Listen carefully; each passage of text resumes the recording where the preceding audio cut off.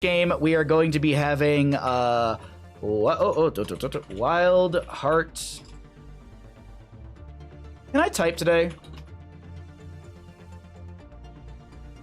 Oh, that's not going to scale out very good. Hold on, I need to break things really quickly. Yeah, that does not scale out very well. Okay, and then team name on the right side is going to be 30K. We'll just scale this down. Whee! Okay, sorry, I'm double checking on something else so that it actually looks good. All right, I think we're good. Let's do 1, 2, back. All right, we are here into the draft, everyone. Welcome in, welcome in. We are going to be having WildHeart Esports versus 30K. We are in the grand finals. I think we are skipping. WildHeart Esports versus 30K.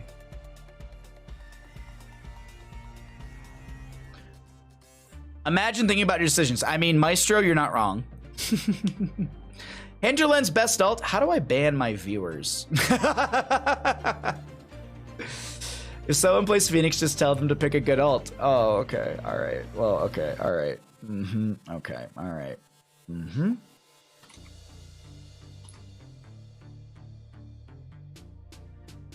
All right, sorry, I'm getting everything preset here. We're into the draft. Let's go ahead and find out what happens here. No bad heroes and hots. Looks at Lily. Lava, do you know of the streamer named Kyberries? You should go watch her Lily. Kyberries Lily is terrifying. And in a good way. Like, Kyberries Kyberries is one of those support players that is very much loves to kill the enemy team. Dare I say, I think Kyberries is Brightwing. It might be true. It just might be true. I'm sorry. I'm gonna quickly, as I said, I'm gonna break things really quickly. I wanna look at something. Was this forfeited? Was this forfeited? Did we not have a third, fourth place matchup? Was that forfeit? Yeah, it was. Okay. Simplicity forfeit the match, so we are in the grand finals. All right. We're in the grand finals, everybody. Woo! Grand finals. Grand finals. Yeah. Hinterlands is so much fun, but Gust is OP. Yeah. Team fight control. Damage go burr. Kind of like that, actually. Really quickly, let me just plug the channel. If you've never been here before, my name is Bahamut. I do a lot of casting of Heroes of the Storm. If you have not followed, if you've never been here before, I highly recommend you do so because I do a lot of casting on this channel. Mondays are typically our day off.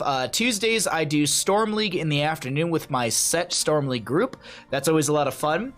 Wednesday and Thursday, I am casting games, whether it be Heroes Lounge, DreamHack games I missed, or NGS. On Saturday and Sunday, we typically have CCL, but this weekend we don't because of Memorial Day weekend in the United States, so no CCL this weekend. In that time, I am going to be doing a Baja Ross. It is a painting stream. I'll be doing that tomorrow afternoon, or I guess tomorrow morning per se PDT, tomorrow afternoon in the East Coast, and then tomorrow night in CEST. It'll be 8 p.m. CEST, but there is a little message in chat if you're curious about that. But I just want to quickly say, if you've never followed the stream before, this is the first time you've ever been here, thank you for coming by, thank you for supporting stream. I hope you are having a good time, and I highly recommend you follow the channel, because there's a lot of good Heroes of Storm content here, as well as a lot of good memes, like exclamation point hot tub. Still upset they changed it. Shock and Awe was a better name. Oh yeah, Shock and Awe is a better name. Absolutely. Shock and Awe was busted. No one's playing the third, fourth place matchup. I mean, I don't blame them. Like, currently, so for me, I'm on the West Coast. It's 7 o'clock for me, 7 p.m. We've been streaming for almost 6 hours. For people on the East Coast, it's 10 p.m. For people in Europe, it is into Saturday morning. Let's see, 7 p.m. Can I caster math this quick enough? It's like, what, 4 a.m. CEST? It's like 4 a.m. in Central European summertime. It's way too late for some European players. Apparently there's a draft that just finished, and I just completely ignored it. But either way, Junkrat, Urel, Malfurion, Greymane, ETC, Lucio, Tychus, Malthael, Anubarak, and Tassadar. We're going to Tomb of Spider Queen. Wacko, thank you for the follow. Let's start a prediction, everybody. Even an okay Maiev player can continue to fight? Yeah. Did I read that wrong? Yeah, Maiev. All right, let's get into the cast. Hey, Ninja, what's up? Hi, Ninja. It's 3 a.m. in Ireland, 3 a.m. in Britain. Okay, so that means it's 4 a.m. because BST is 1 hour before CEST. Yeah, I know my time zones. I'm an adult. Alrighty, welcome in everybody. We are here into our grand finals for the DreamHack Beyond Qualifier number 2. WildHeart Esports on the left-hand side with Weary Day on the Malfurion. Pit Kid will be playing the ETC, Unaverted will be playing the Junkrat, Zergling on the Urel, and Buds on the Greymane.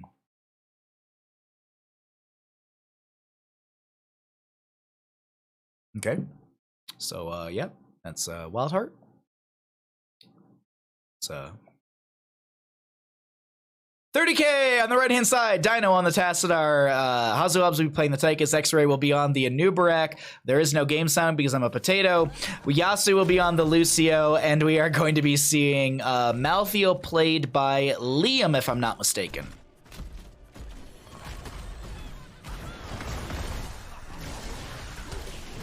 Wait, I like both these teams. Can they both win? Hey, Sophrisia, how you doing, friend? Wait, Helen, are you from the UK? I'm just curious. I actually don't know. Some of my viewers, I don't know where they're located. I don't ask, or it never comes up in conversation. Caster math actually correct. Look, time zones are one thing. I'm just good at guessing, honest to God. I actually just guessed really good.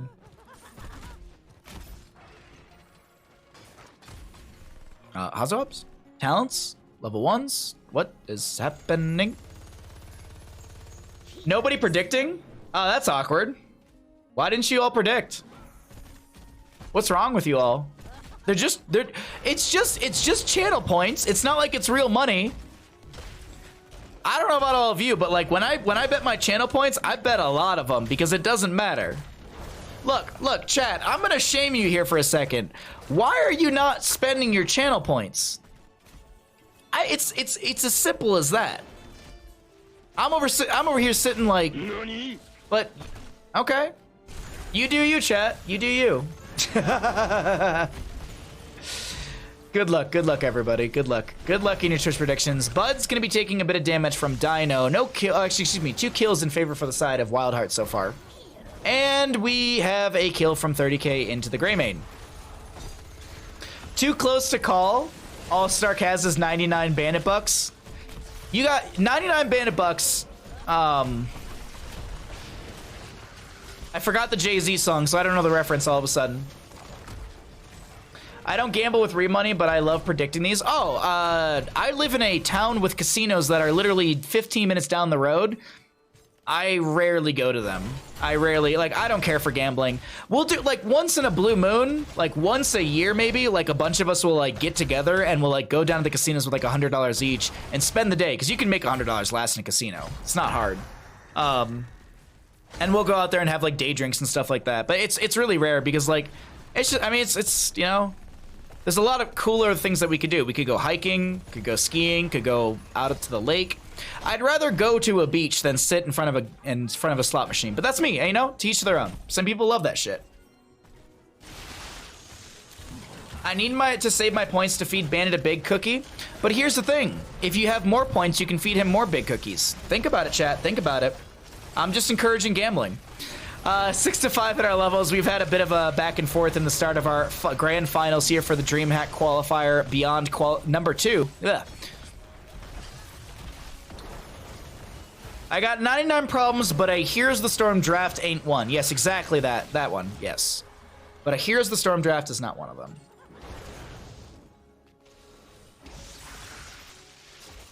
I was AFK for predictions. No, I like flaming my chat about it. I've also had 1 beverage, so I'm getting sassy with you all. Of course, I have to run to the bathroom already, though. As always, 7 talents here. We have no idea what the talents are. So I would assume Emerald Dreams at level 1. Tassadar. Ooh, we do know that Tassadar did go into the electric fence at level 4 because you can see how there's that shocking aura around the force wall. That's some guaranteed information right there, I guess. Bud's backing off. Gonna be hearthing out as well. More points, more big cookies. See? Arthlin, I got a point. It's not like I'm coming in here with like dumb ideas. Most of my sentences are dumb. Some of them are smart. I would say that that was a smart one.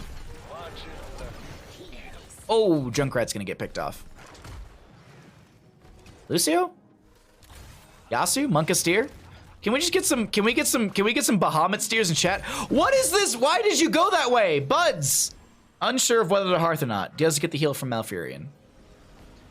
I don't know what's happening, chat. I have no idea what's happening half the time. I don't know what the talents are. I'm just watching minimap. I'm doing my best. I don't know what the damage numbers are. I'm getting sassy with my talents. I'm sorry. I need to be nicer. The observer's doing a really good job, actually. The observer's actually catching a lot on the map. Hats off to the observer.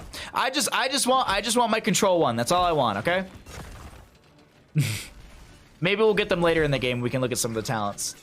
Yeah, I don't know. Yeah, I don't know. Yasu, I don't know what you're doing over there, bud. That was a weird engagement. Nubarak, though, will be going in onto Pit Kid, who power slides through the enemy team. Pit Kid get pushed off by Yasu, and Yasu once again finds the split kill. And that's a lot of gems on the ground that Weary Day didn't pick up. 30k gonna step in. Weary Day taking a lot of damage, will go down. Lucio finding a double kill. Lucio has, I'm assuming Lucio has 3 kills so far in this game. Yasu the assassin looking for a 3rd kill right here. Nubarak not able to get it. Oh, unaverted is going to be able to live. Yasu taking too many tower shots, has to back off. And the Web Weaver phase for the side of 30k ends with the 10 Talentiers coming through in just a second. Yasu creating space. Yeah. It was worth making space. Okay.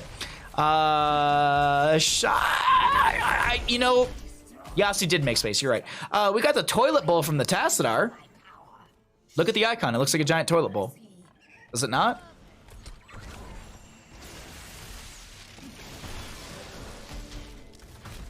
Thank you, Cerviche. Thank you, that's exactly all I wanted. I just wanted to see a bunch of Baja steers or bandit steers in chat. So 10's up on both sides. ETC holding, maybe Mosh Pit? I would assume Mosh Pit. Interrupts are, yeah, there's not that many interrupts. Like if you catch the Tychus and Nubarak, you don't even have an interrupt from Lucio because I don't even think he has the range to be able to bop you, unless if we could see the talents we would know what Lucio's bop talents are. Does Lucio have the range increase? Probably not.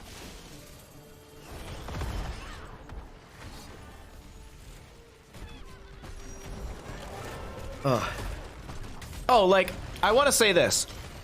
The observer for CCL is new in the past couple weeks. Like last week number 4, we had a brand new observer for CCL. Adam killed it. Our new observer learned from an old HGC observer, and plus there's Nightmare, who used to do all the CCL stuff. Nightmare used to also be an HGC observer. Brosidon works with us, and Brosidon used to be one of the head HGC observers. Like, if there was someone who was doing observing for heroes, it was Brosidon, because that man, woo-wee! Anyways, our new observer, Adam, is absolutely just killing it. He's a gigantic sponge. The biggest thing, though, is Adam is listening to Grubby and I in all of the like when Grubby and I are in comms and doing our play-by-plays and stuff, Adam is in there listening to what we're talking about. So, like, if Grubby and I are sitting there screaming, like, Tychus, Adam, the observer, like, snap, is like, boom, I'm on it. Like, sorry, just appreciation. It's just, I have a lot of appreciation for the people that do a lot of the background stuff for CCL. There's so much, like, y'all, there's so much for CCL that happens in the background you don't even know. It's insane the amount of human power that goes into CCL. It's astonishing, and it's just cool to see. It's cool to be part of. Anyways. You're from the UK, my sleeping habits are terrible, and I keep forgetting the stream time. Helen, you're wonderful. Thank you. Thank you for reposting that so I could see it. Thank you. Well, that means that I just have more friends to see when I go to the UK eventually, right? Last rights onto Pit Kid will connect. Cocoon onto Urel does things.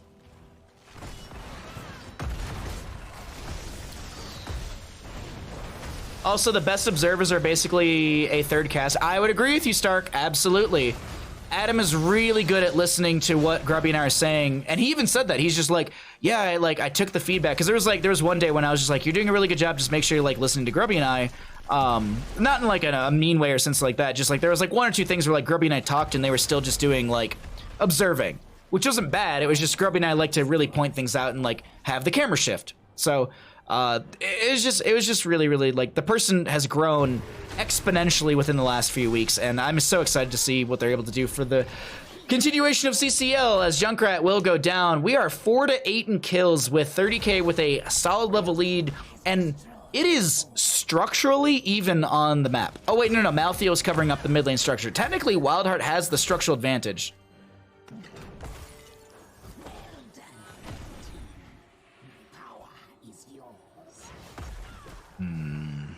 Zergling clearing things up. Red Web Weavers do descend for 30k again. I believe that's their second turn-in this game.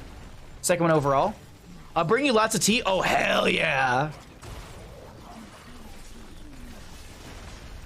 What an observer is looking for at the end that their mouse is communicating to caster. Yeah. Adam is doing his job well. Pog, yeah. Vermincelli is, I think, the name of his in-game name. Vermincelli? No, Vermincelli, I think it is. But everyone refers to him as Adam, so that's what I started doing too. It's probably what he prefers to be called by, so. Like, I prefer to be called by Bahamut. I don't prefer to be called by Chris. For at least esports stuff. Just preference. Stage dive from Pit Kid, power slide into the enemy team. Face melt is gonna knock so many members into WildHeart, and Greymane is gonna find the kill. Bud's able to solidify the pick onto, I believe, no, that was gonna be Dino on the Tassadar. Liam is gonna get traded out with the last rights onto Greymane. That's not bad still for the side of WildHeart, as the Webweavers have come through each lane. They have found parity with the structures. Top lane fort going down, bottom lane fort already taken out. 6-9 in kills, very nice. No.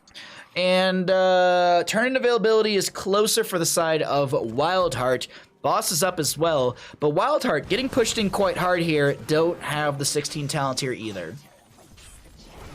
Sleep is for the weak. I am very weak.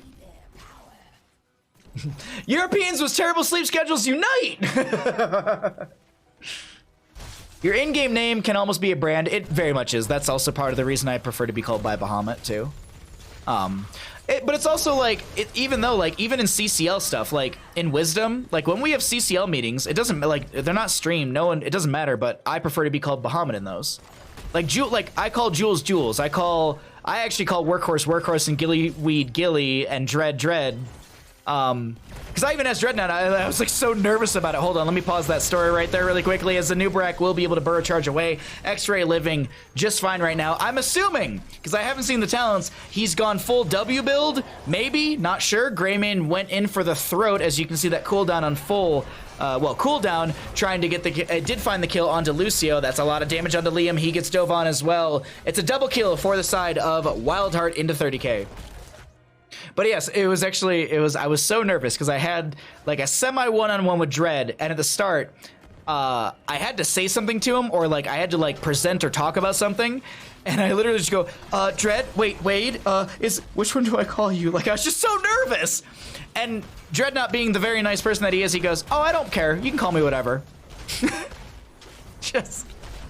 They're all sweet people. They're wonderful to work with. Anyways, blue web weavers do descend for WildHeart. Boss to be grabbed as well. This is looking like a nice push through the top lane for our blue team. ETC to split into mid to soak up. Tassadar hearthing out through bottom lane. That might have been seen through the vision. I think that was actually seen through vision.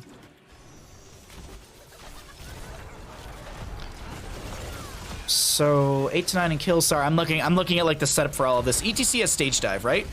8 seconds. ETC has stage dive in 8 seconds.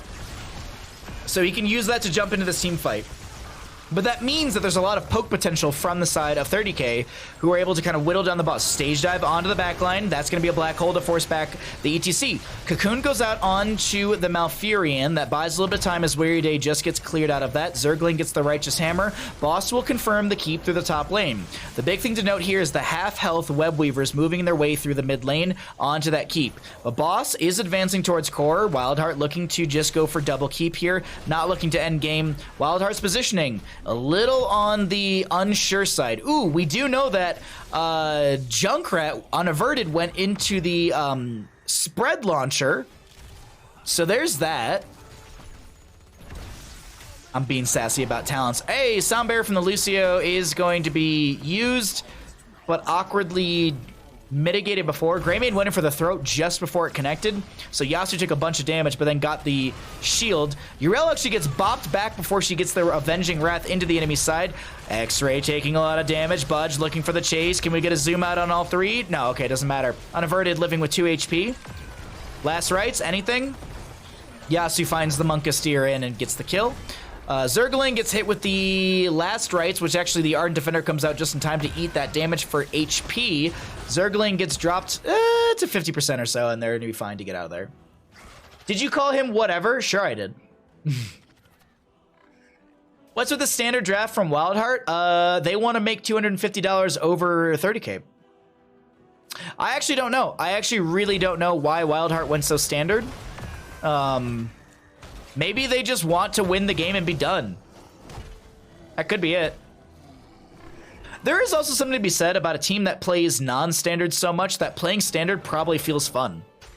Like, for all of us, playing non-standard, like grabbing like a main tank, Maev, and stuff like that, like, I'm sure that's fun. But if that's all you play, I'm sure playing standard is also fun as all hell too. So maybe that's it. Maybe that's it. Or WildHeart just wants to close out the series fast, and they feel like if they play standard per se, they're going to be easily able to do that. Anyways, Cocoon onto the Diablo, onto the ETC, and it's 20 talent tier advantage. That's why.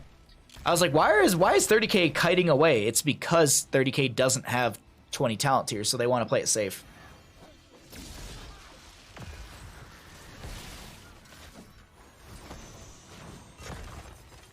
I imagine at this point he's probably totally used to be calling by both names. You're talking about, oh, Dreadnought and stuff? Yeah, yeah. Same thing with Gillyweed. Like, Gilly, everyone, the vast majority of people, like, Workhorse, most people refer to him by his first name. Gillyweed, same thing. Dread, same thing.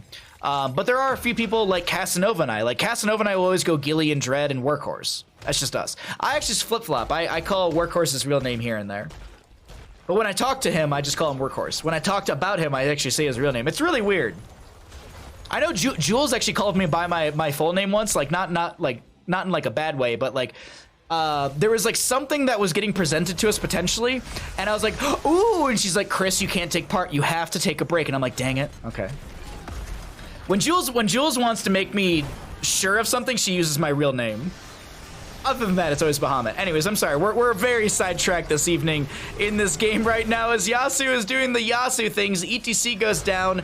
Death Metal will come out as well from the ETC. Not a Death Mosh, Death Metal. Yasuo Monka steering around. Actually, the Junkrat goes down.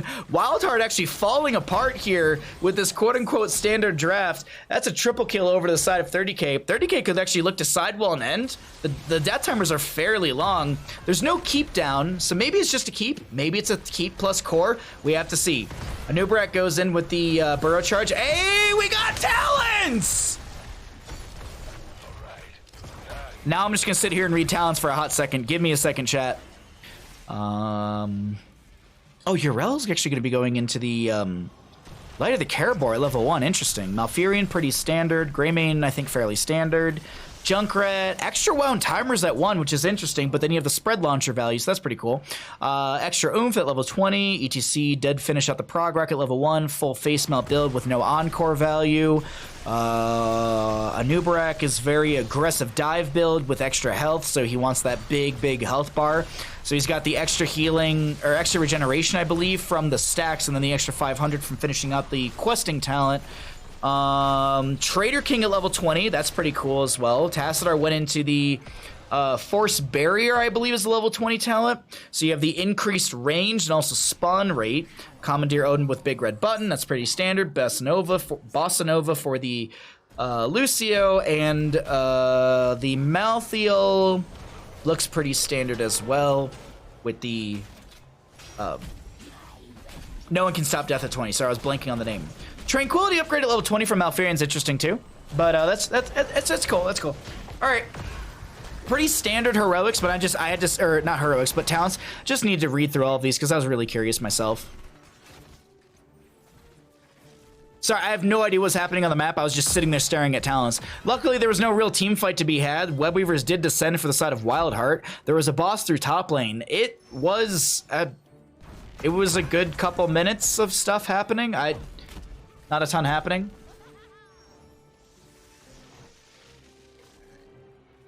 W build on Tychus. Pretty much this exact build is standard. Wait, really? This is actually, you know what? This is looking like the standard quote-unquote build for Tychus. A few grenade talents there. The upgrade on your Neo Plate Coating, I think is the name of that. Or is that Sergeant Hammer? I think I might think of Hammer. So Web Weaver through top will be cleared out. The members of 30K have turn-in availability. Standard is usually grenade at 1, 7, 13, 16. Oh, wait. So wait, what does the 13 give Tychus right now? I can't look it up. Does anyone know? I don't know off the top of my head. I'm just really curious right now because I don't know, and I got Twitch chat to... Twitch chat knows the answers.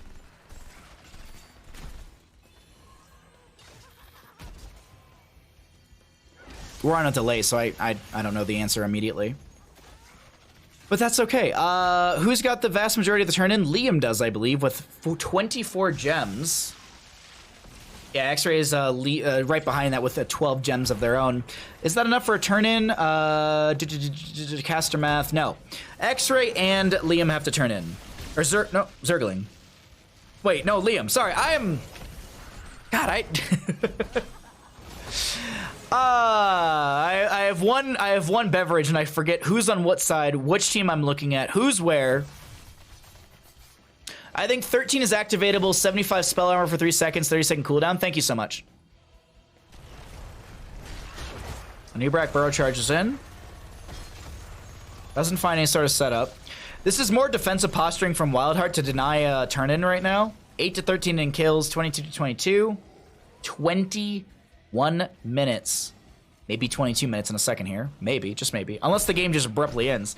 But we're approaching 22 minutes into our first map in our grand finals for the DreamHack Beyond Qualifier number 2.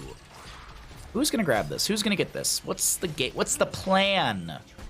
Anubrak trying to turn in here. Anubrak has enough for the turn in. So does the Tychus. Oh, Zergling with like no health actually forces the Tranquility from the Anubrak.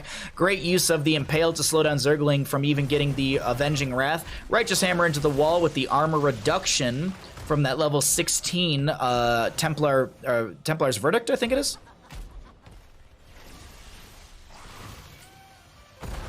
Righteous Hammer once again. Lucio amping it up. This is really tense because it's not... 30k Web Weavers don't end game, but they threaten ending game. Like that, it's not like a guarantee, but it's a possibility. Turn in from Liam. There it is. Liam got those 7 gems in, and now Zergling and everyone is the target. X-Ray, they want... Ooh, whoever this observer is found out what Control 3 does. The APM, ladies and gentlemen. Nothing's happening, APM. Wait, no, wait. Why'd you take it away? I want to see the APM. Rude. The rudeness. All right, Commandeer on with big red button. Web Weavers coming in through lanes. Top lane fairly far back, and catapults are going to deal some decent damage to the Web Weaver. Man, I wanted the APM for this.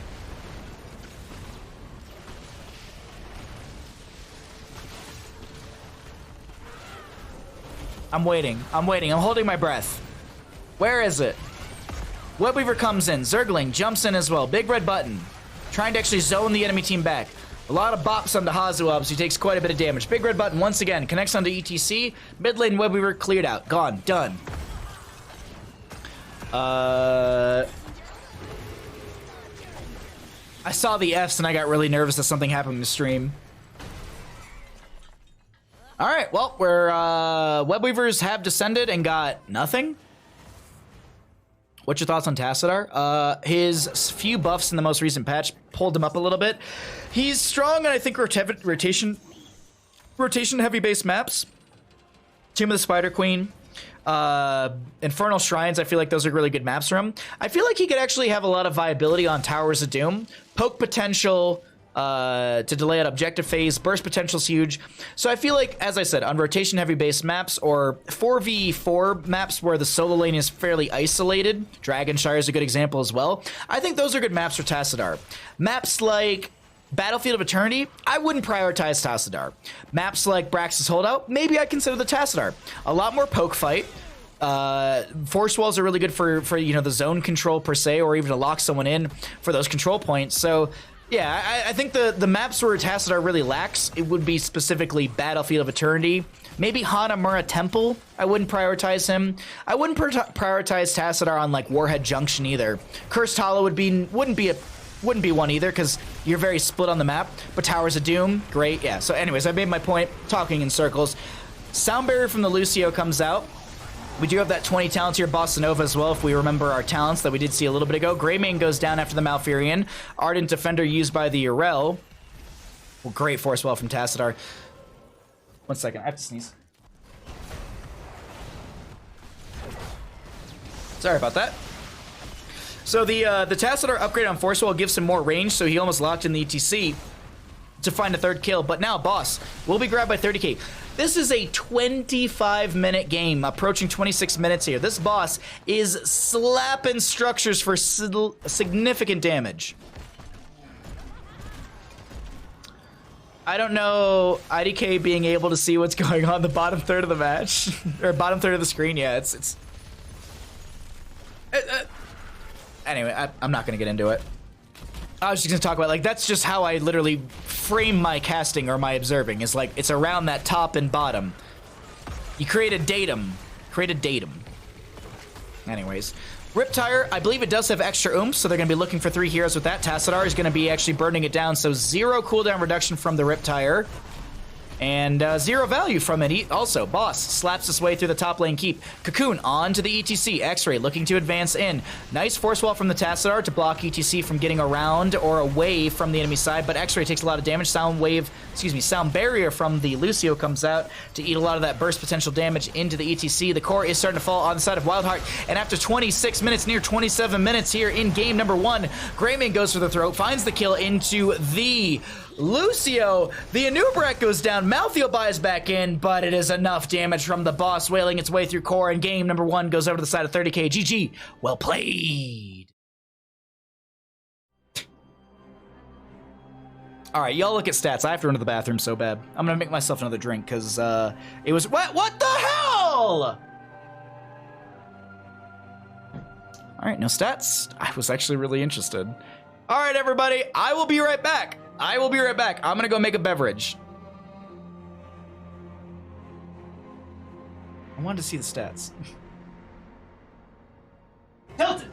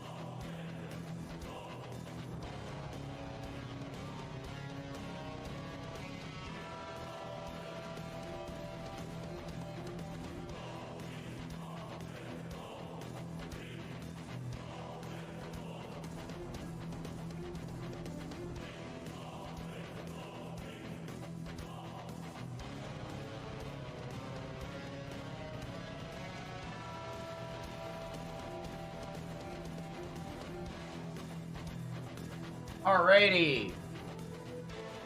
Let's go ahead and pay out the people. Sorry about that, everyone. Alright, who wins game number 1? 30K won game number 1. Yes, they did. Big payouts to the believers in 30K. Oh, Wash, thank you so much. Did I miss anything? No, I didn't. Sorry, we have double audio. Okay, so let's pay out the people. We did do that. 30K has the one map advantage. By the way, cheers, chat. Thank you for redeeming the go get a drink.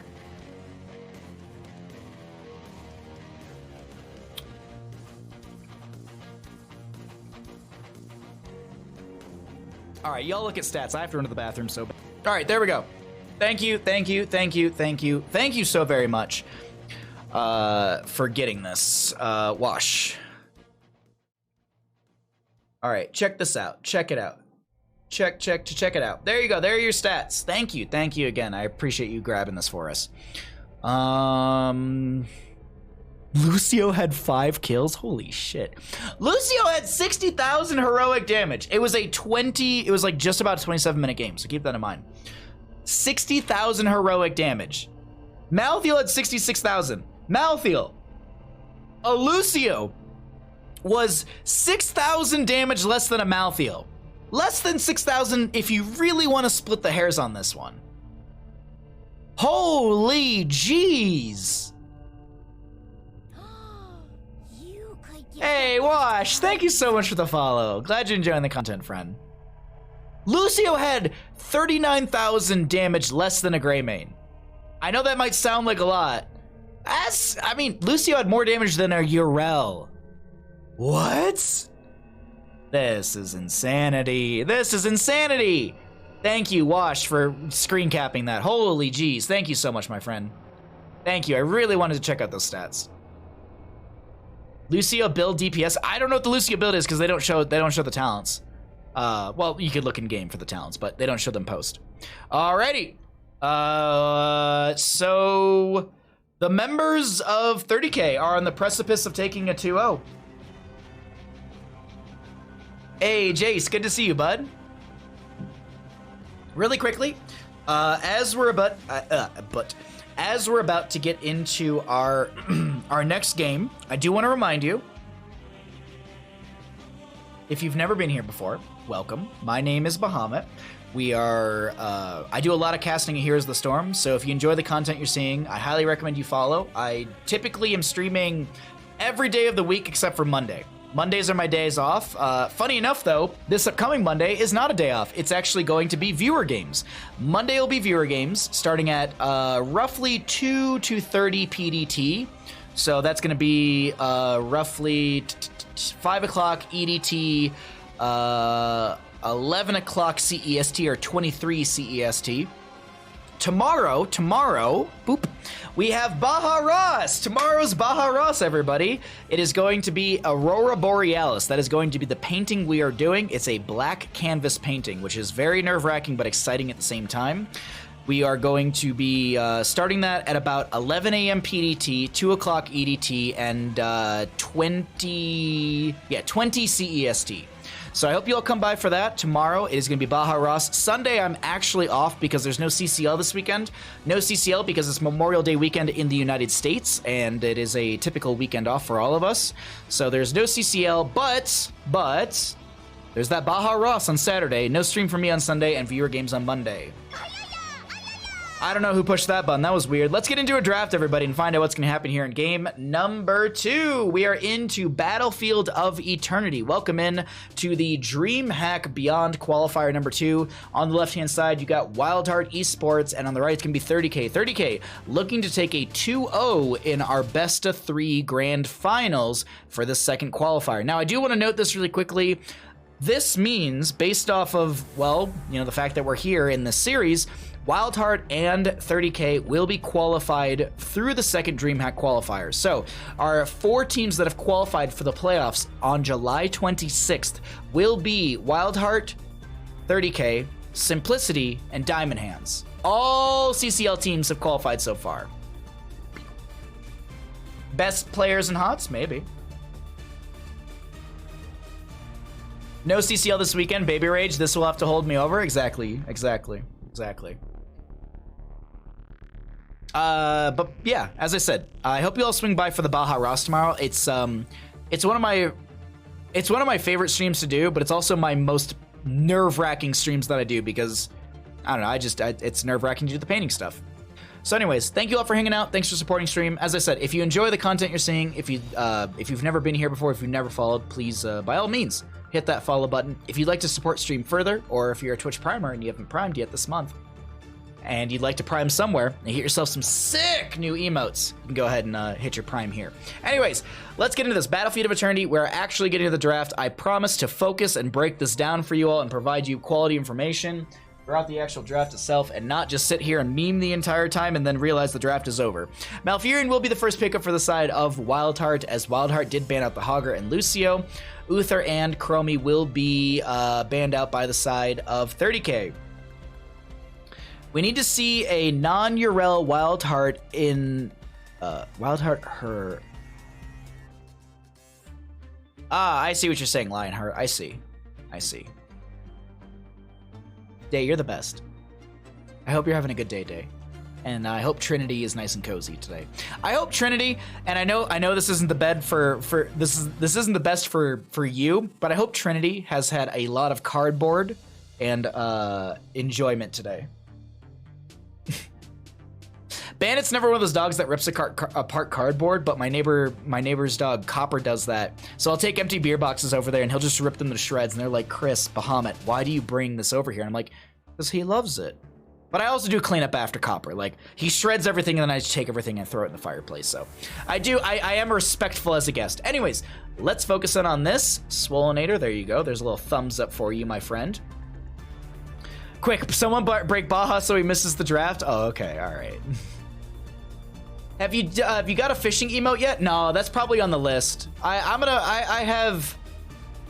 Yeah, we need a fishing emote, don't we? God dang it, that's a really good idea. We need a fishing emote. We really do need a fishing emote. I too enjoyed cardboard and enjoyment. Yeah. Some dogs just love ripping apart cardboard.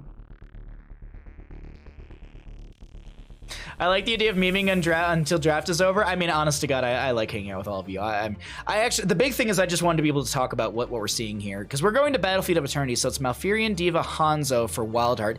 WildHeart playing mega standard. We are going to see a Urel Vala for the side of 30k. Great race potential. I wonder if we actually see Cubid. What? Ceviche, what? My cigar's missing. What? What? Thank you for the 5 gifted subs. Holy jeez. Thank you so much. Thank you for paying forward the gift you got from Poorly Plays to the community. You got Raph, you got Boy Genny, you got 2-Piece No Biscuit, you got Mitos, and you got Zeus. Thank you so much for the 5 gifted subs. Holy jeez. Thank you. You sweet human. Thank you. My dog jumps up and hangs off the boxes and rips them out. That's adorable, Swole. This draft so far is really good for both teams, I would agree. Stukov ban is interesting. Is WildHeart gonna go standard blow up? I feel like Yasu's been playing a lot of Stukov when they can't play Lucio, so I think this is WildHeart's trying to force Yasu onto a uncomfortable pickup, but Jesus. I'm all in on WildHeart, or not WildHeart, on 30k. Like, if I could actually bet here in this game number 2, I would bet for 30k, personally. I would bet for 30k. I know Tyranda's a non-standard healer, but I like the Tyranda so much. It's actually really surprising to me that WildHeart's going so standard. It's really surprising how standard they're going, but the Zarya's massive. The Zarya is massive, in my opinion, for Hazuabs. This is a pretty good draft from both sides.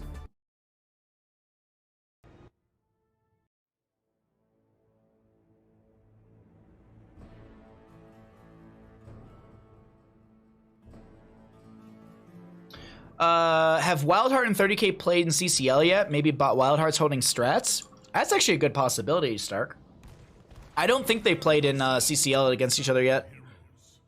I'm really surprised they let Vala through, honestly.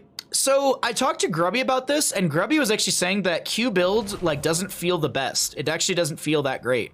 So I don't know. I don't know. Maybe Vala isn't as good as a race potential hero anymore.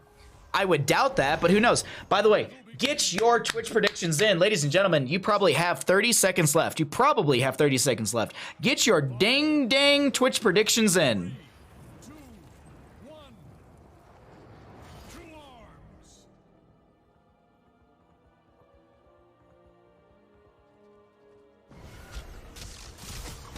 Yo, we got level 1s.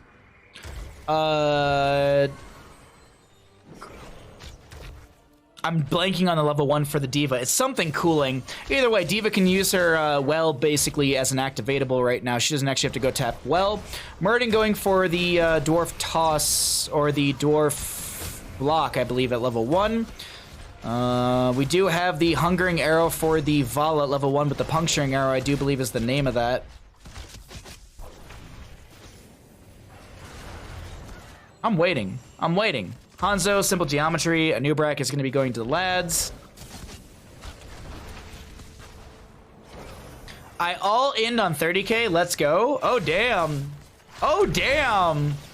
9k to 15.7k. That is a big deal. Holy jeez.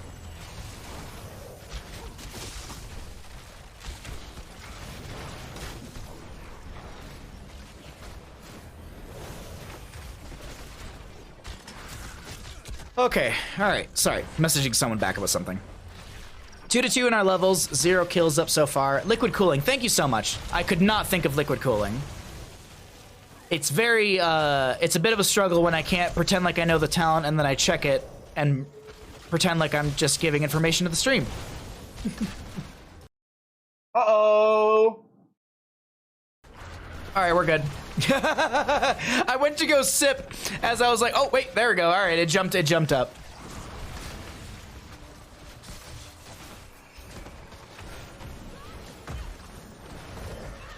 The Vala reworked and changed her primary weaknesses, still accept her low quality DPS. Yeah, I agree.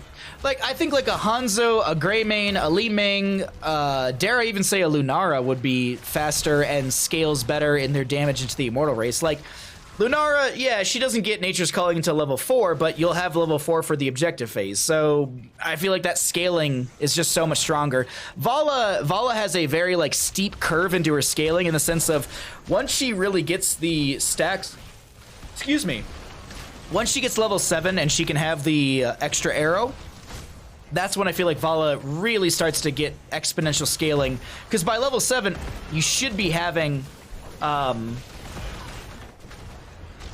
Oh wait, am I dumb? Is the reset at 4 now? Was it always at 4? No, I thought it was... Yeah, no. They changed things around. Sorry, I don't know the Vala build off the top of my head, so... Still, like, her scaling, I feel like, is really... Actually, if the reset's at 4... Now, she doesn't have the increased damage to non-heroic units, minions, mercenaries, and monsters, but she still has reset onto Vault, off of Vault, so she can still build her arrow out. Am I crazy? Am I mixing things up? I feel like I'm mixing things up. I'm curious to see how Hanzo versus Vala goes. Yeah, I agree. Zarya does go down first. That's a reset for Li Ming. Okay, thank you, Stark. Thank you. Am I the only one who likes the auto attack Vala? No, you're not the only one. Grubby and I like it. McIntyre likes it. Actually, fun fact, McIntyre went into Grubby's stream and told Grubby, McIntyre went, Grubby, believe, auto attack Vala is disgusting. Vala is actually going to go down because Li Ming or Hanzo found it disgusting. Nuclear option for the D.Va as she gets that explosion, not finding a kill. Regardless, McIntyre went to Grubby's stream and said, yo, Grubby, take the reset thing at level 20, take auto attack, blah, blah, blah. Grubby, even on broadcast, said, yeah, it was actually pretty good. McIntyre obviously agrees with that, and I would agree with that as well. So auto attack Vala is really good. I personally think that with the rework to Vala, and maybe it's because it's still kind of fresh for all of us, the reworked Vala really did a good job of making her talent diversity strong for different maps. And I think that's I feel like that's the big goal for Blizzard at this point, or the HOTS development team. Like if I was sitting there trying to adjust heroes, I wouldn't want to make it so that like all of her talents are viable. I would want to make it so that all of her talents are viable on different maps and playstyles. So like we got into the whole conversation of Asmodan earlier about taking different level 1s and builds based on the map and composition, matchup, and etc. Vala I feel is the same way. On rotation heavy based maps where you're going to poke into the enemy team, I feel like W build is really strong. In teams where you are the hyper carry, so let's say they go main tank, 2 bruisers, healer, and a hyper carry Vala, which is still a very common composition nowadays, I feel like you go Death Dealer because you need that damage. On a map like this, where you have a lot on your team already, you are the hyper carry, but you don't need to be the mega hyper carry since you have the mark from the Tyrande, the amplified damage or you have some damage coming in from the Muradin and the Zarya. You can benefit from going into the race potential build. Also, Hungering Arrow still also is really good in the hyper carry role in my opinion as well. The scaling from it's pretty strong. I think the reworks are really good in that factor. Like Stitches doesn't feel like he's good in one particular way. I feel like he can be played in multiple different ways. Joanna, same kind of thing. Vala, I just explained that. Anduin I can't talk to because I haven't played him enough. And Raynor, same kind of thing. Haven't played enough Raynor to justify an argument one way or the other. But Li Ming finding a couple resets. It's a Diva mech for a Muradin kill. Yasu able to sidestep the combo from Li Ming. But Yasu, you can't Monk a Steer on Tyrande, or at least apparently, nope, you can't stun Monk a Steer on a hot Tyrande. All right. Anubrak holding level 7. Any reason he'd be doing that?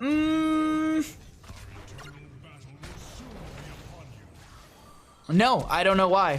Might have just been waiting just to be able to... Some people don't know how to quick do talents, so maybe that's the reason why. I'm not 100% sure. W build Vala will continue to be dominant in a high level play. Oh, Maestro, I don't disagree. I just think there's good diversity between it all. I really do think there's a lot of really good diversity. Okay. Sorry, I'm just catching up on Twitch chat after my little ramble and rant right there.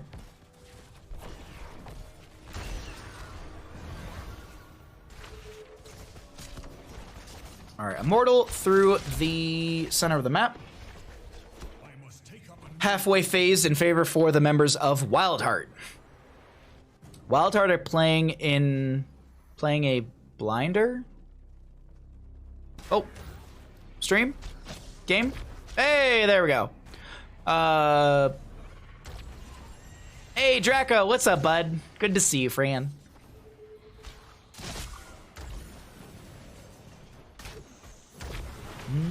Sorry, I'm peeking. I'm sorry. Can we talk about Muradin's 10 talent? Haymaker the Playmaker? All right. Okay, 30K. What's the game plan? Talk to me. Tell me your Haymaker. 20 spin. Oh, for Vala? Probably. Oh, Silence from Malfurion will be paused for a second. I actually don't know what paused it. The Mega Explosion will get the kill to Zarya, but the Diva Pilot will go down, and the Tyrande gets just absolutely annihilating from Buds with this Li Ming. Buds is smurfing on this Li Ming. Hello? Bye, Liam. Oh, Scatter Arrow. Goodbye, 30K. Big blow up from the side of WildHeart, finding a pentakill into the side of 30K. It is early game. Death timers are kind of low. The Immortal, let's see, this is the second one of the game if I'm not... Wait, no. Is this the... Chat? Is this the first or second Immortal of the game? I think this is the first. No, it's the second. It's the second. It's the second. It's the second. It's the second. I'm a good caster. I know what I'm doing. Second Immortal of the game, Alarian will be coming into bottom lane, and dear lord, does it have a large shield. 9 minutes in the game, Alarian should be hitting for just about 1,000 damage into structures. Tyrande cocoon into a beautiful butter. Oh, she just got popped, yeah. 30K Monchuk! Stark. Expulsion Zone to get the Muradin out. Oh, really good bubble onto Muradin. The shielding, the ally shielding from Hazo helps to actually get a little extra energy just as the arcane, excuse me, the Arcane Orb, yeah, does connect onto the Murden player. Haymaker still not used just yet. Not sure about the choice onto that one as Vala uses the Vault to roll into the keep front gate and keep themselves alive and safe. Maybe not Diva Bomb.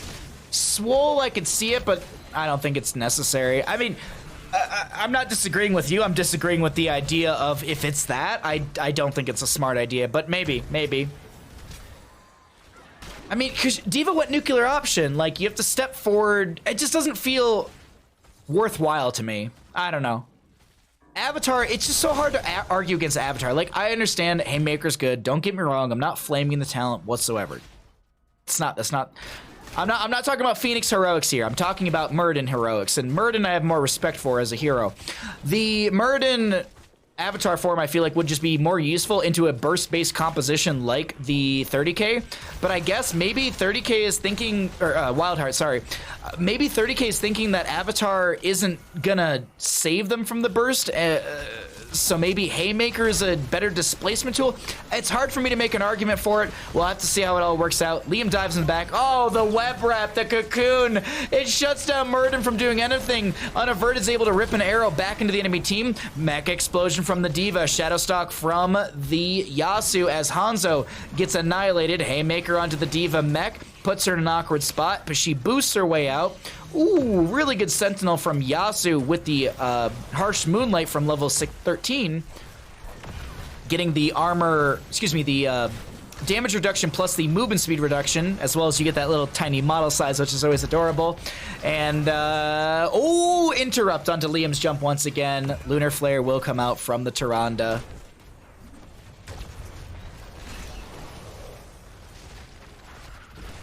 Thank you, Nightbot.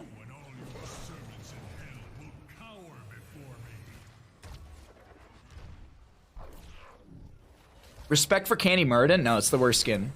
All right, like, if we're talking about worst skins in Heroes of the Storm, it's the Candy Murden, right? Can anyone propose to me a worse skin than Candy Cane Murden? Candy King Murden. It's not even a king. It's a Candy Cane Murden. I hate the Candy Murden skin. I personally, like, it is my least favorite skin in here. No, that's a lie. That's a lie. That is a lie. I'm sorry, chat. I lied to you. The worst skin in the game is Monkey Brightwing. I hate that skin. I hate the audio. I hate how it looks. I hate everything about it. I legit don't like that skin. Candy King Murden comes in second, though. Cocoon onto the Tyrande right now as we have an explosion zone from the Zarya. Objective phase is being traded out, and we've already had the second phase begin, so there's no repositioning of the Immortals as Alarian is getting shredded by 30k. Dino dealing a lot of damage with 28 stacks on that level 1 puncturing arrow. Ooh, 30k. X-Ray goes down to the reset of Li Ming from the Arcane Orb. Big Balls taking down the Murden right there. No Haymaker available for him for 26 more seconds as Liam gets the insta-mount and disengage. Actually, no insta-mount. Just going to be able to mount up a disengage. Dino has to roll away. Micro Missile slowing down Yasu. Yasu avoids the... Where are we going? Yasu! Where are we going? Yasu! You can't monk a steer on a Tyrande! Or maybe you can. What am I Okay, she goes down. Belith will be in bottom lane, so sorry, I misread this. I thought the objective phase was won by WildHeart. No, the objective phase was won by 30k. But 30k don't really seem to be winning when you look at the minimap. Wait, Urel top, Urel top, Urel top, Urel top, Urel top, Urel top, Urel top, Urel top, thank you. Cocoon goes... They can't hear me. They can't hear me at all. That's going to be Urel getting caught out. The Cocoon should be enough. Oh my god. The armor from the level 1 Dauntless enough, but that is going to be a Diva. Oh no, I'm sorry, I misread that. That's going to be the Vala finding a double kill into the Malfurion and the Hanzo.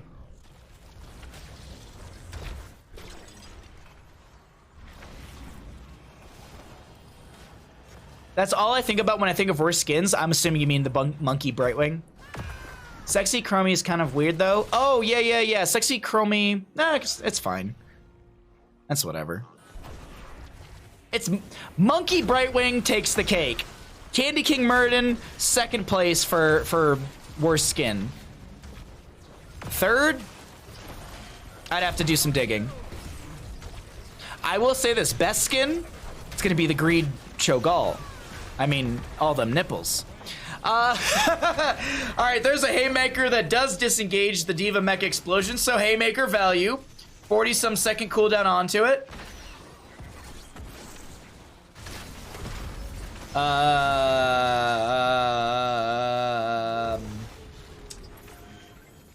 So it was looking good up until Hanzo got a literal like map massive arrow. This is GG. WildHeart tries to end here. Yeah, WildHeart's gonna try and end here. Like, how do you not try and end here as WildHeart? How do you not? Oh, apparently you don't. Okay, never mind. I'm dumb. This is why I'm a caster, not a player. This is why I'm GM 420 and not GM 69 as I spill beverage on my desk. Don't mind me. I'm not watching the game chat. I actually spilled a lot of beverage on my desk. I forgot how to drink my my water. Greed Cho'Gall? Yeah, exactly.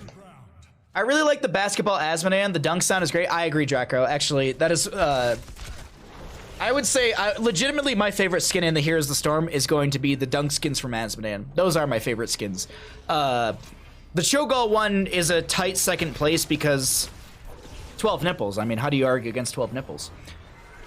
This is why I'm not casting for DreamHack and I'm casting on my channel so we can just sit here and talk about Asmodean nipples. Or Asmodean Cho'Gall. Janitor Leoric, best skin. Ah, that's a good one. I'd put that in my top 3. I'd put it in my top 3.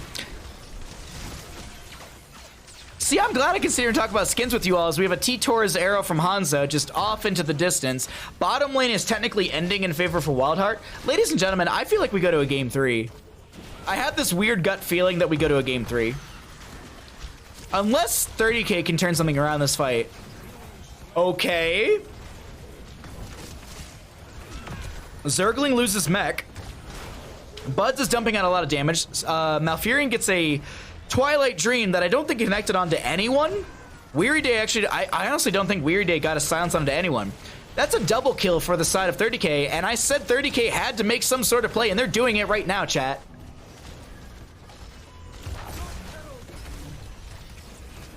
Asgul Dan? I will say this. I do have a preference on some of the skins based on my affinity for some of the heroes. So I love Cho'Gall. I love Asmodean.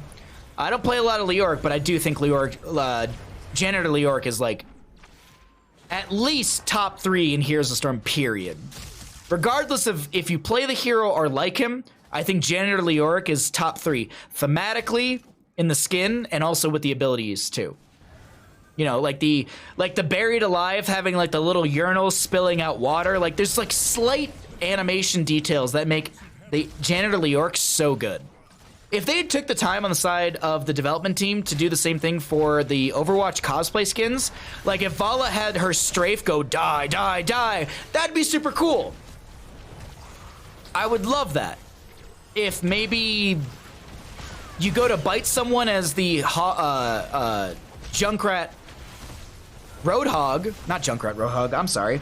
The Stitches Roadhog, maybe he pulls out like a little flask and heals, kind of like how he does in Overwatch. I don't know, I feel like there's a lot of thematic things they kind of missed. But at the same time, who knows? Maybe they didn't have the time for it, maybe it wasn't in the budget, maybe it was never in the idea to begin with. I would argue against the latter.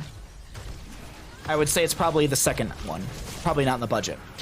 So I said that 30k had to make some big plays. They're trying to make some big plays here as this bottom lane is being poked at, but right now it's a lot of back and forth. Okay, hold on. Big arrow, shielding from the Zarya. Liam gets a Righteous Hammer, silence from the Malfurion. Liam, Ardent Defender, was already used 20 seconds ago. As you can see, the 90-second cooldown. It is a 120-second cooldown in general. Yasuo gets the speed barrier. Hanzo gets a massive scatter arrow. Bud's looking for a combo. Will go right into this Zarya. She goes down. WildHeart, they're stepping towards core. Ladies and gentlemen, I think we head to a game number 3. Yasuo taking a lot of damage. Nice Haymaker to force back the enemy team. Hanzo finds the scatter arrows. Burden goes down. That's a Vala with... Yeah, she did. With a second domination of the game, WildHeart will be taking us to a game number 3. Ladies and gentlemen, the series ain't over yet, and the contest for $500 versus $250 continues. Maybe Conquest. Either way. GG's are going to go over to the side of WildHeart. We head to game number 3. GG, well played. What a good series, ladies and gentlemen. Janitor York started from a Reddit post? Oh, no, I know the history of that one. That's amazing. I love that. All right, let's look at some damage stuff.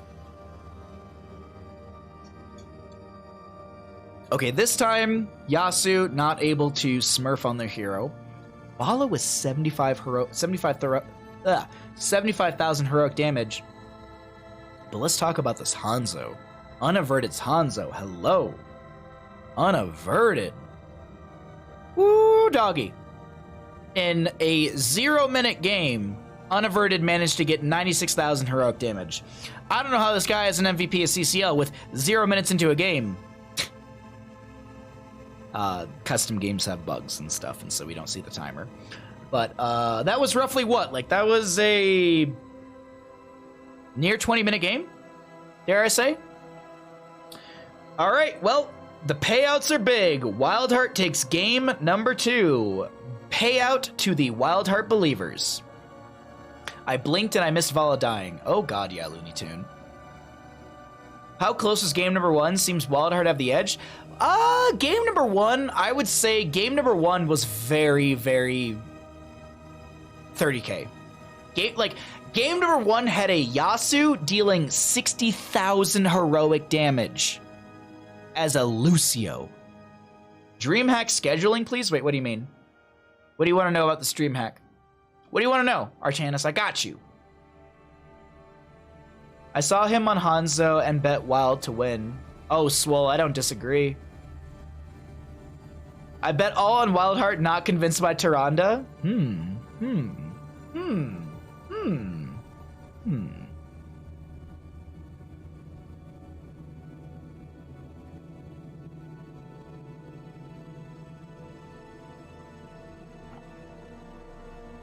I will bet on Tyrande every time. Demon. Man, that's a big payout to the WildHeart believers. Big payout to the WildHeart believers. Woo-wee! Can we see some talents here? I'm always a believer, but I have a big heart and manage to believe in both teams in every game. Oh, you're too sweet. You're too sweet, Aircraft. All right, let's pull it on Bandit, back to Bandit and I. You're gonna get some free knees because I just feel like sitting like this. All right, free knees for the chat. Who doesn't love a little free knees? It was bothering me that 30k was so tiny. All right, the series is not over just yet. We are 1-1 in our best of 3 series.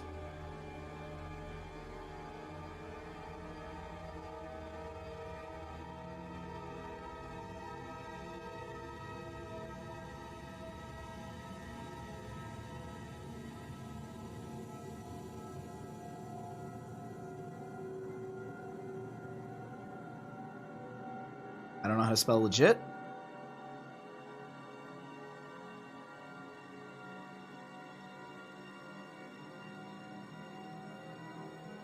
Would a different healer have kept Vala alive easier? I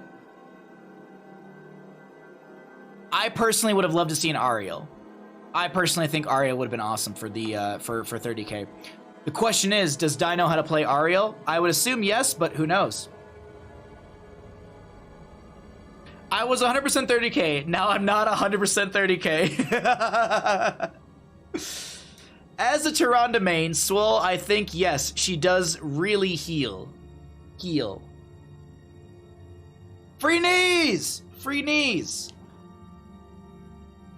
We're cozy. We're cozy right now. We're cozy. We're cozy.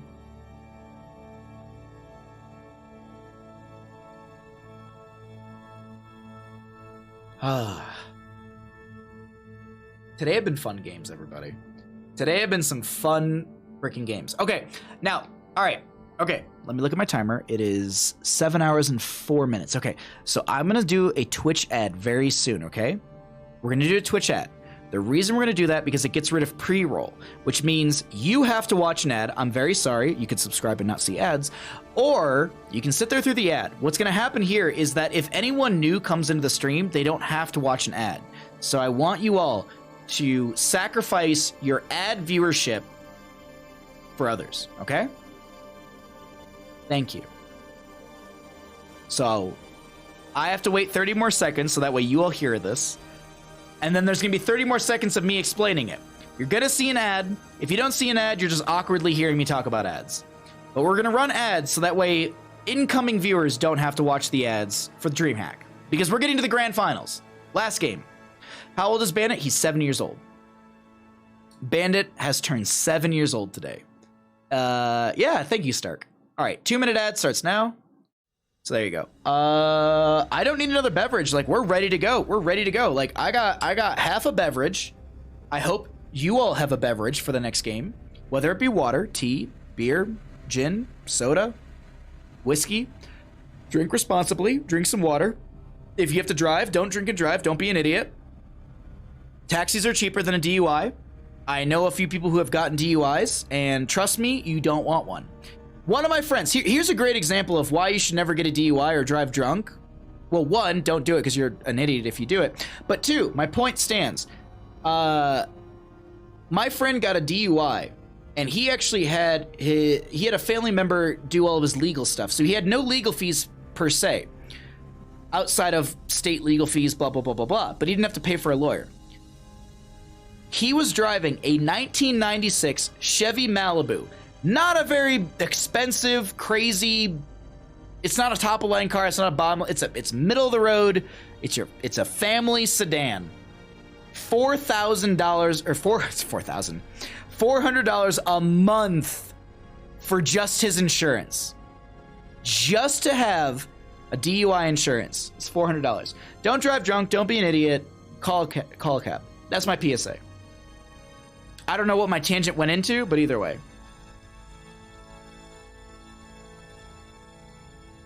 I have to type on my keyboard, so no more knees. I'm sorry.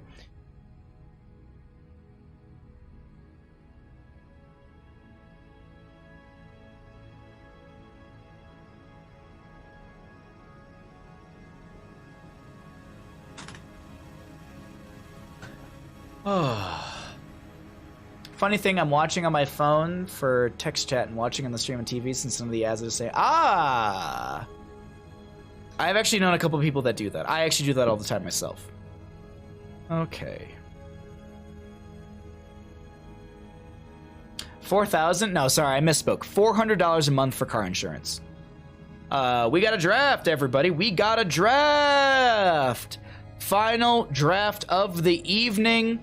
Welcome, welcome, welcome. Any Twitch primers in chat? Just gonna go ahead and try and get a free Twitch prime. Let's get into the draft, everybody. Oh my god! I was bringing up Twitch primes, but Slappy O'Malley comes in with the tier 1 for 2 months. Thank you, Slappy. Thank you, Slappy. No message, but thank you, Slappy, for thank you for the tier 1 for 2 months. All right, we are getting into the final game of the evening, ladies and gentlemen.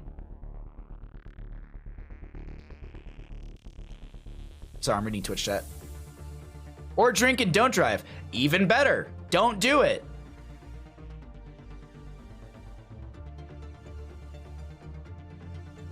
You could have it on multiple nights without being covered. Wait, what? Wait, what, Archanis? Or are you talking about something else? Sorry, I might have missed what you were talking about. Watch stream on TV, text chat on phone, leave computer running 5 other streams. I do the exact same thing, Simon. I do the, no joke. I will turn on my computer in the morning. I will turn on Bambi's stream. I will turn on Barbarous King, and I will turn on like 1 or 2 other streams. And then I'll go and like do dishes and like yard work and shit. And the streams are just on. You gotta support your friends. Thank you, Simon, for supporting. All right.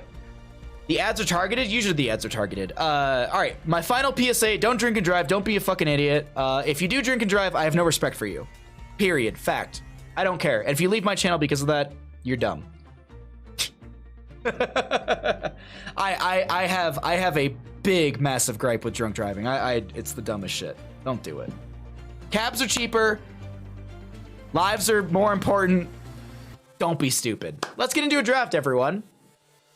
What will WildHeart do now on Towers of Doom? I have no idea, but WildHeart's going to get a Stukov and a Vala, banning out a Hogger and a Lucio.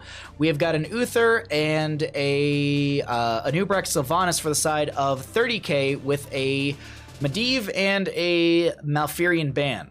Not too bad.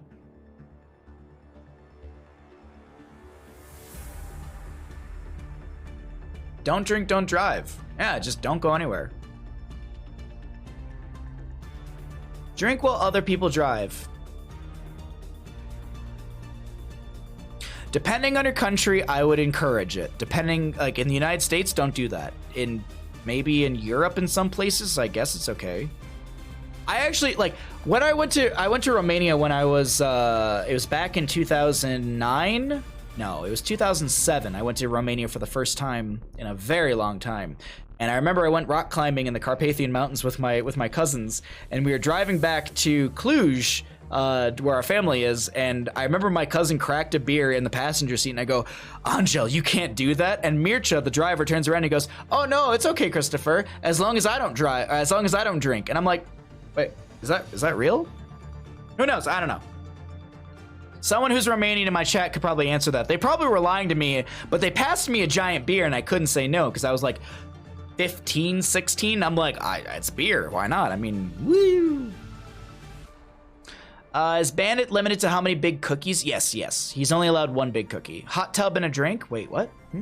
Who's coming over? Drink while you're sitting in the bathtub. I mean, you can't go anywhere unless you drive a bathtub. Number one pet peeve? Yeah, don't. Yeah, I would agree. I remember back in the day running HOTS on 3 different streams to get Twitch unlocks. Yeah. 30k are losing this draft? Do you think so? Uther, Anubrax, Sylvanas, Diva, Cassia for Towers of Doom up against a Stukov, Vala, Yrel, Tyrande. Main tank what? I wouldn't say 30k's losing it. I think 30k's got an okay draft. You're all in on 30k? Wow. No open container law in Romania? I don't know. I have no idea. I have no idea. Fish and sandwiches. Shower beers are the best beers? I would agree. Stitch's last pick from WildHeart. I have no idea who I'd give this over to. But you know what? That's not my prediction problem. That's yours. There you go. Get your Twitch predictions in. Get them in.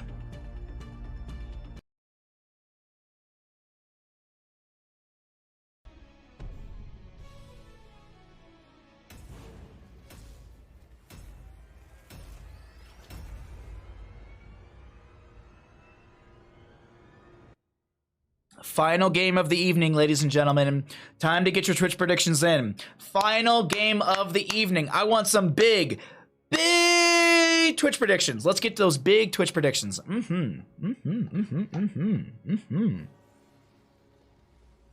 Wait, wrong buttons. Well, I meant to do this one.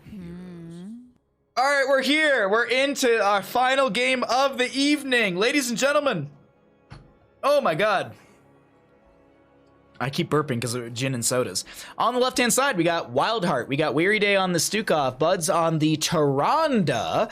Zergling will be playing the Yrel. The Hypercarry Unaverted will be playing Vala. And we've got Pit Kid on the Stitches.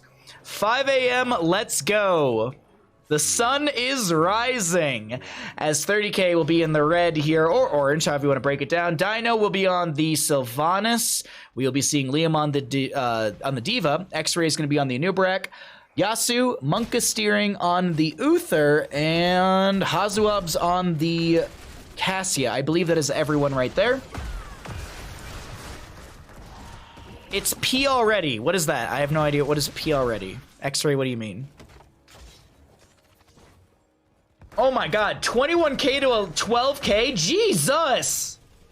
Oh my God, the big bets are coming in. Holy jeez.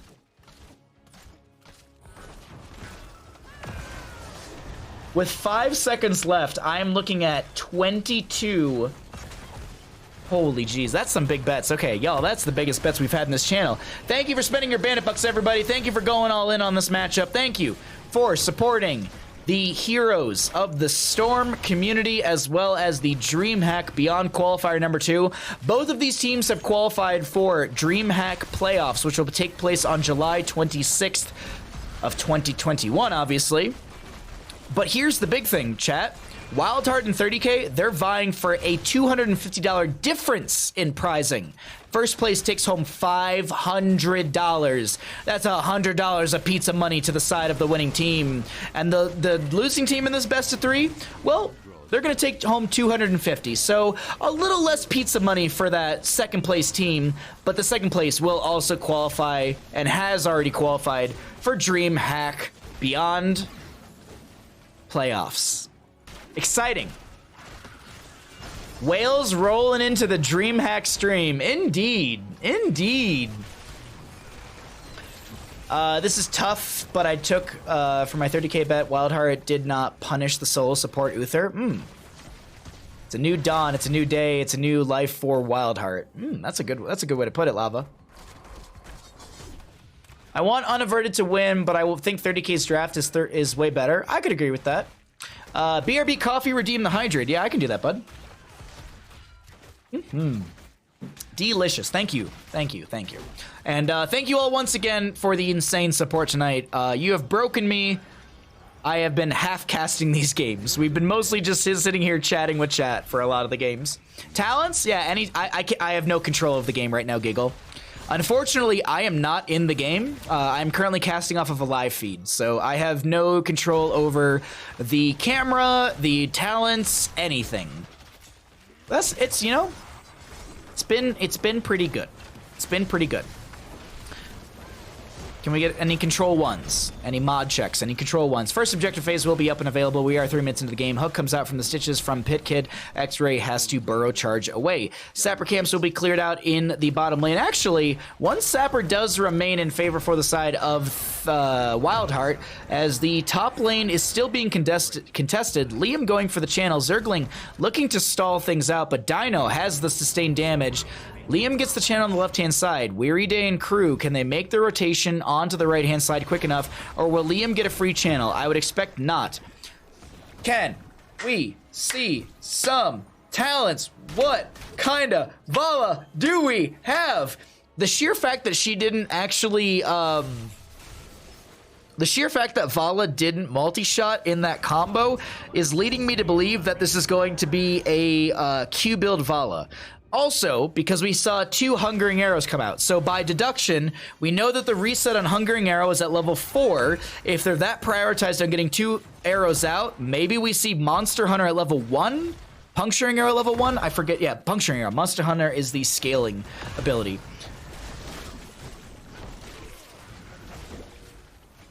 Not having control over the stream can be liberating. That's what my therapist says. Wait a minute. Is that a P joke? Just make up talents. We can say that Tyrande is going to be going trait build. No one will know otherwise. Yeah, but here's my issue. As much as I would love to meme, there's that like 80% of me that really like wants to cast and give you a good show. 20% of me wants to sit here and meme. It's literally that 20% fighting against the 80% of me wanting to cast the game.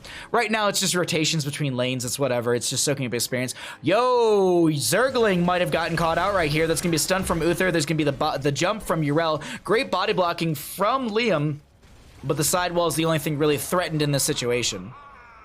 Vala has Q build. Thank you, Giggle. And Stitches is trait build. Hey! There we go. Thank you.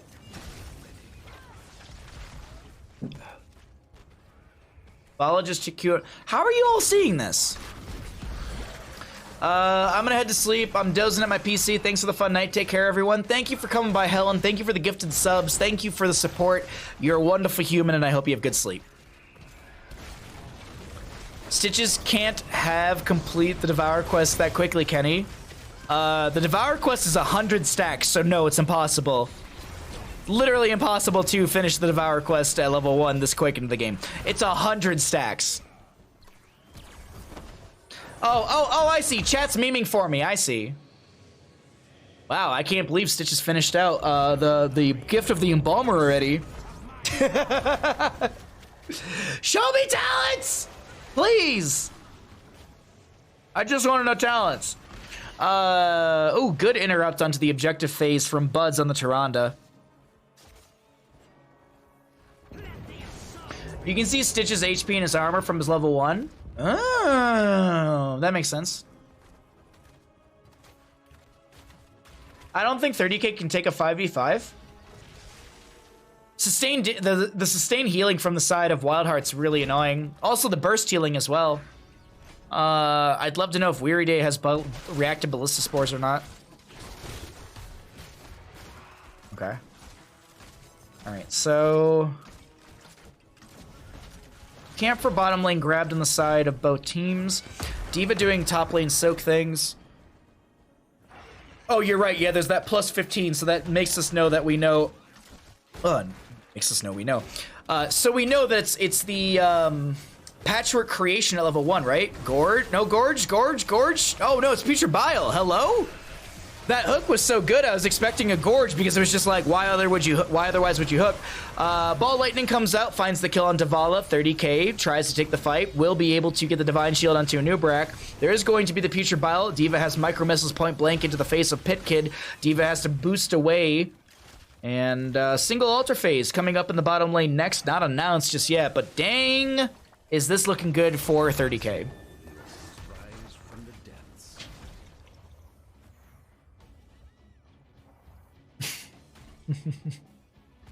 Sorry, I looked over at my DMs and it's from Totski. Thank you, Totski. Alrighty,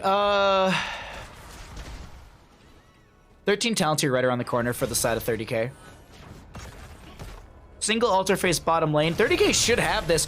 Oh, a kill onto Weary Day would actually push them into that 20, into the 13 talents here closer, and that will connect as we do see the Stukov going down. Zergling trying to back off.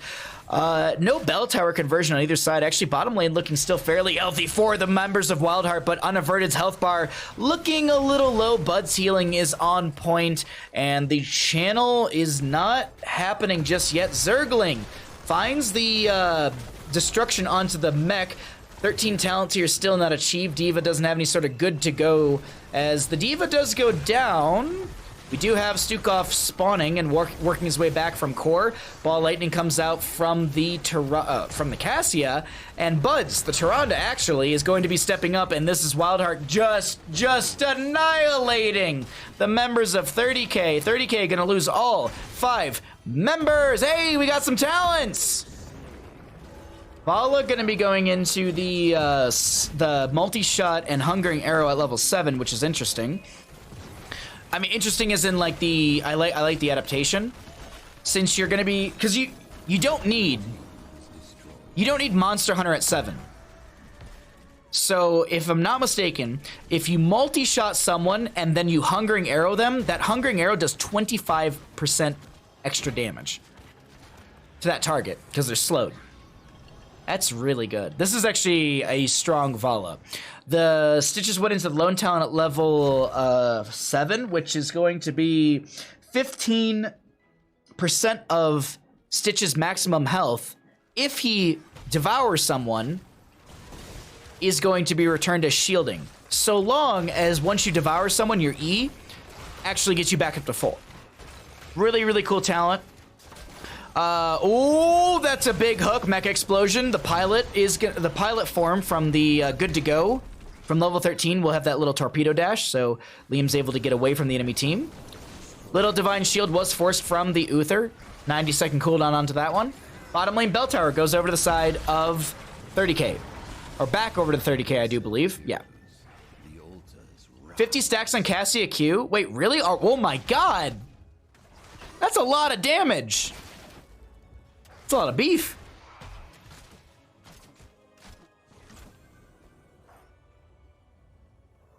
I'm pretty sure this is a CCL Finals preview. Wait, really?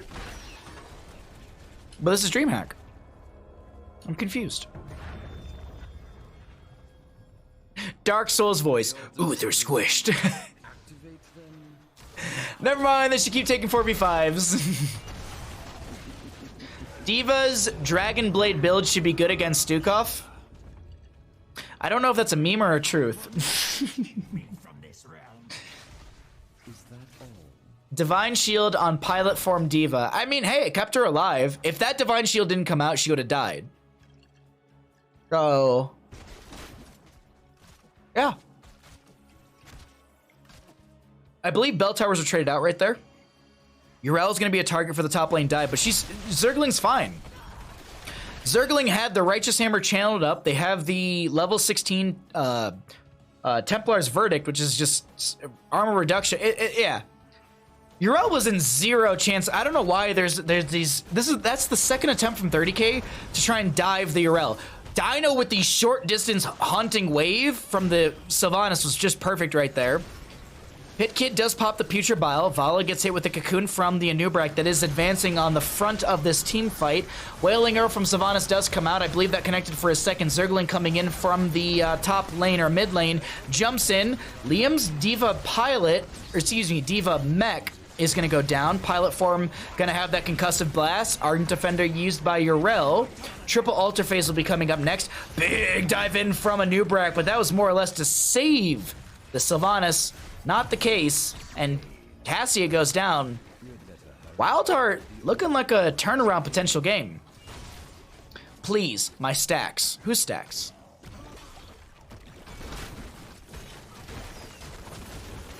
Alright, so triple alter phase. This could be 15 damage into 30k's core. Depending on how this is played, 30k could take 15 damage. Zergling stepping in. Righteous Hammer's available. Forces 2 back. Tyrande Sentinel has the interrupt, the owl. Vala coming in with the multi-shot, as well as the Hungering Arrows. Hook from Stitches connects onto a minion. 5 shots already going into the core of 30k from that mid lane altar. Top left, top right, still up and available. Pit Kid going for the channel. Tyrande finds the helping burst onto the Uther. Sorry.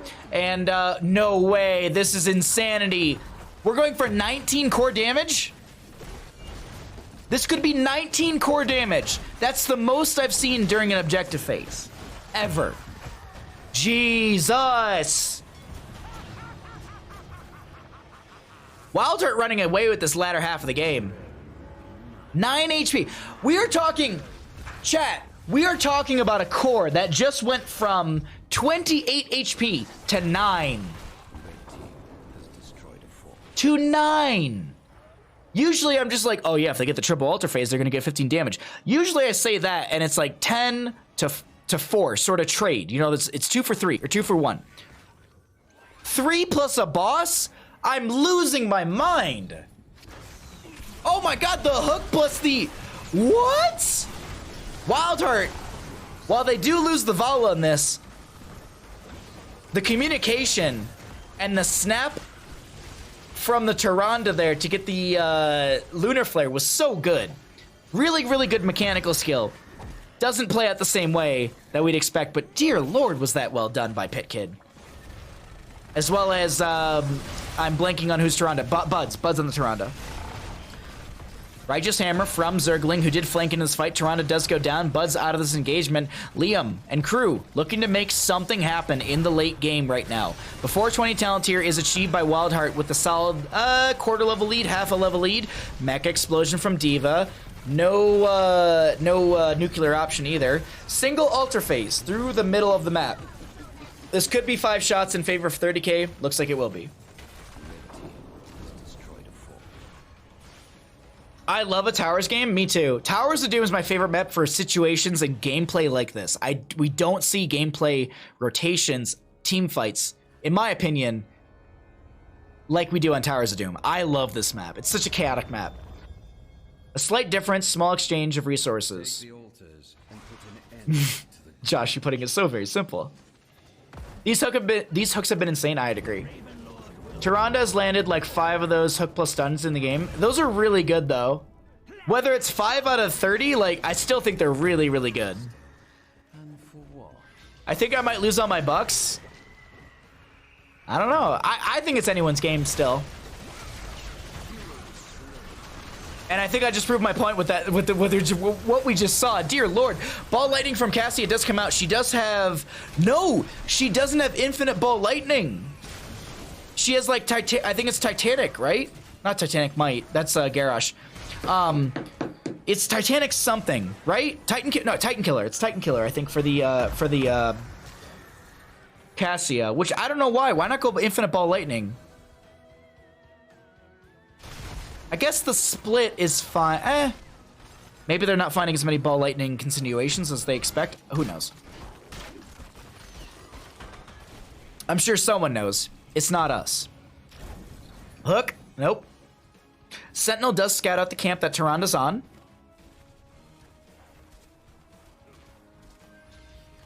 Alright, camp gets burned down. I'm just waiting. I'm sitting here just waiting. Single altar phase, bottom of the map. Double sapper camp to be attempted to be fed through the bottom lane. If both of these sappers get in, if both of these camps come through, that's 6 sappers in total. The map will be literally even Steven. It'll be 9 core HP to 9 core HP. Zergling stepping in, lurking arm from Stukov stops the charge. 1, 2, 3 sappers get picked off. Hook onto a Nubrak, stun followed up by Tyrande. Not enough for a kill, but definitely putting a Nubrak at like 2 HP. A Nubrak is rewind, so he has the double burrow. Vala vaulting forward onto Liam, loses the mech. No! The mech stays alive. The healing from Yasuo on point with the rewind at level 20. No, excuse me, benediction from level 16. Looks like objective is going to be given? No way. They're going to give this? Buds gets the channel. Liam comes in. Micro missiles will be eaten by Weird Day, but Buds gets the channel. 3 shots go in. 6 HP remain on the side of 30k core. Tyrande with the Starfall. Wailing Arrow as the Dino is going to dive in with the Haunting Wave. Weary Day so very low on the Stukov. Gets hit with the Chain CC from a Nubrak. Weary Day gets hit with a stray Lightning Fury from the Cassia as the Diva mech and a Nubrak fall down. Stitch is traded out. It's a 1 for 2. Bud's low, but there's a death onto Yasu. Keep in mind, Redemption level 20. Redemption level 20 means that this is going to be a Uther that respawns on the battleground. Boss laughing means they're up and available. Triple kill in favor for the side of 30k, who are going to look for a mid lane bell tower conversion. Whoa, that is Zergling. You are way too far forward there, bud. Micro missile should confirm the kill. Diva will be able to get that kill. Unaverted, going with the multi-shot. Yasu, you can't respawn just yet, my friend, and that'll be Yasu going down. Liam just gonna go ahead and drop a mech explosion. Unaverted, oh wow. Unaverted takes a lot of damage. Liam considering to re-engage. Hazuobs diving underneath tower, maybe onto Unaverted. Double altar phase will be next. If both altars go to the side of 30k, with this mid lane bell tower conversion, nice micro missiles to delay the back from Vala. Nubrak's back. This is close. This is, oh, Jesus, these chat. Stitch is going to say never die at 20. Yeah, he is going to be Gift of the Embalmer at level 20. Pit Kid set up in the bush on the left-hand side. He gets the channel. So we're looking at 3 to 5 because the bottom lane bell tower was converted. So 10 HP to 3. Boss wins game. Boss wins game. Boss is the difference of $250. First place takes $500. Second place takes $250. A literal $250 difference is... This boss is a $250 boss. A Nubrak gets chunked. Wailing Arrow from Sylvanas. Oh, if they can kill Unaverted, that's huge. If Unaverted goes down, that's huge. Wow, the Thunder Strikes don't connect from Hazuobs, and this Vala lives with a sliver of health, who gets burst healed back up by the running Tyrande on her mount, as well as the Stukov healing pathogen. Boss still up, a Nubrak dead for 35 seconds. Death timers were delayed a little bit here. Cassia looking to flank into this. Sylvanas looking to do the same. Liam with no HP on the mech. No mech explosion. Liam, pilot form, is going to be chunked here. Weary Day, very low. Stukov goes down. That's going to be the Diva going down. Vala killed nothing. Vala goes down. Stitches goes down. Gift of the Embalmer. Half the death timer onto the Stitches. Hazuabs gets picked off. Boss doesn't go to either side. Yasuo and Dino chasing onto Zergling. Single altar. Still a game-winning altar for the side of WildHeart. Double stun onto Buds. Haunting wave forward. Tyrande has some healing onto herself. Zergling trying to help out and zone. Dino chasing in, sees where Buds is going to be trying to go. Dino has some sustained damage. X-Ray comes back in, looking for a burrow charge. Doesn't connect onto Zergling. Buds looking to delay things out. Buds will go down to Dino. 5 shots in favor for 30k. Will take the enemy core down to 5 HP. Burrow charge, combo. Zergling getting low, is able to get away. Zergling with the dip, dive, dodge, and dodge. Mid lane fort goes down, so it's even less damage into the enemy core. 6 HP should remain. Hook on to Sylvanas. She tried. Observe. Oh, okay. I was like, what's happening with Stitches? Gift of the Embalmer will be, or I guess, Peacher Ball is going to be used here. No channels, no channels, no channels whatsoever. Stukov is so awkwardly going to be jumping in here, and Vala has to utilize, or Vala has to get hooked out. What is this engagement, chat? I'm running out of oxygen to talk about this. What is the back and forth? Yasuo actually has the redemption at level 10, so he's just going to be applying healing. Anubrak gets the channel. Boss is still up and available. Boss wins the game for WildHeart, but WildHeart can't keep Kung Fu moving into the side of 30k. Oh, you go. Okay.